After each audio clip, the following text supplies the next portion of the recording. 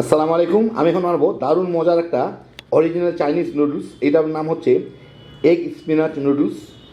একদম অন্যরকম স্বাদ, কিন্তু কী যে মজা খাইতে, একবার বানালেই বুঝবেন। যারা নুডলস পছন্দ করেন এইভাবে একবার বানায় দেখেন, বাচ্চা বড় সবাই মিলে তামা তামা করে খায় ফেলাইতে পারবেন। তার সঙ্গে কি শুরু করা যাক। আমি এখানে কিছু পানি গরম করে এর মধ্যে একটু লবণ দিব, দিয়ে কিছু স্টিক নুডলস, লম্বা নুডলসগুলা এগুলোকে আমি সিদ্ধ করে নেব।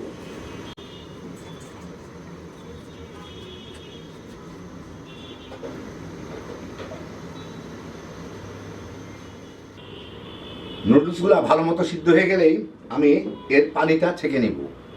পানিগুলো ফেলে দিয়ে নুডলসটাকে আমি এখন এখানে ঠান্ডা পানি রাখছি, ঠান্ডা পানির মধ্যে দিয়ে দিব, যার ফলে নুডলসটা গায়ে গায়ে লেগে যাবে না, আর অতিরিক্ত সিদ্ধ হয়ে যাবে না, ওভার কুক হবে না, আর এটা একটু ফুলে উঠবে। আমি এখানে কিছু পালং শাক নিচ্ছি।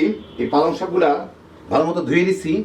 এর গোড়ার এই দিকটা আমি এইভাবে ছোট ছোট করে কেটে দিব, ছোট ছোট একটু লম্বা লম্বা করে কেটে নিব।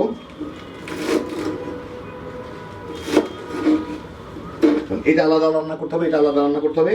আর এই উপরের অংশটুকু আমি এভাবে কেটে নিব। আর এইখানে আমি কিছু গাজর, একটা গাজর মাঝারি সাইজের একদম সুন্দর ঝুলা ধরা কুচি কুচি করে কেটে নিছি আর কি, লম্বা লম্বা করে জুলিয়ান কাট। আমি এখানে দুইটা ডিম ভেঙে নিছি। এর মধ্যে 1 চিমটি লবণ দিয়ে আমি ডিমগুলোকে একটু ফেটে নিব।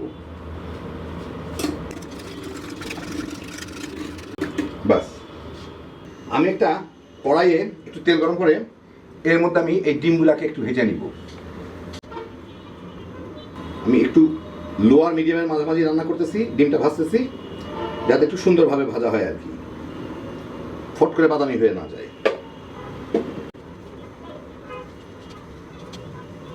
এখন আমি ডিমগুলাকে ছোট ছোট টুকরা করে নেড়ে চেড়ে নিব, যাতে পুরোপুরি সিদ্ধ হয়ে যায়, টুকরা হয়ে যায় ছোট ছোট, খুব বেশি ছোট না, কি মাঝারি সাইজের আর কি। বাস, ডিমটা ভালো মতো ভাজা হয়ে গেল, আমি এখানে থেকে উঠাই নিই।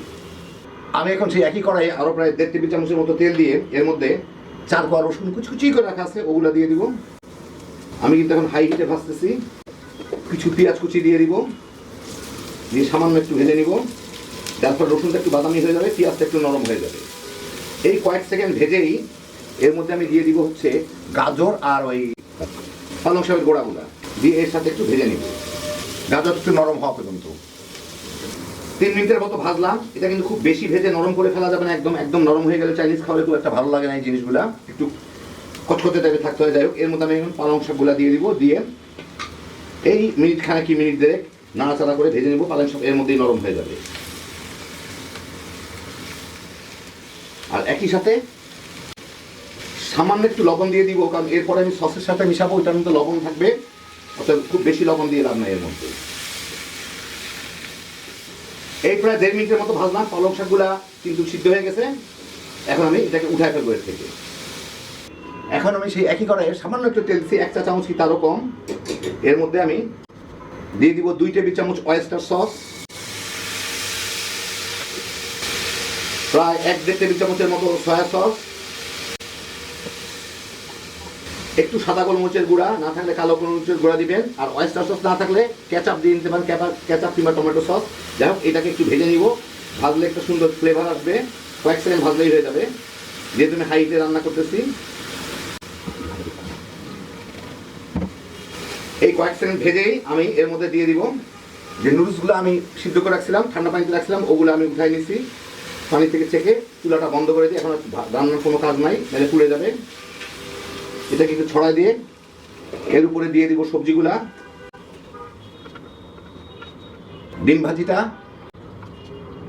এটা এখন সুন্দরভাবে মিশিয়ে নিলেই হয়ে যাবে। সয়া সসে লবণ ছিল, অয়েস্টার সসেও লবণ ছিল, অথবা আর লবণ দেওয়ার দরকার নাই।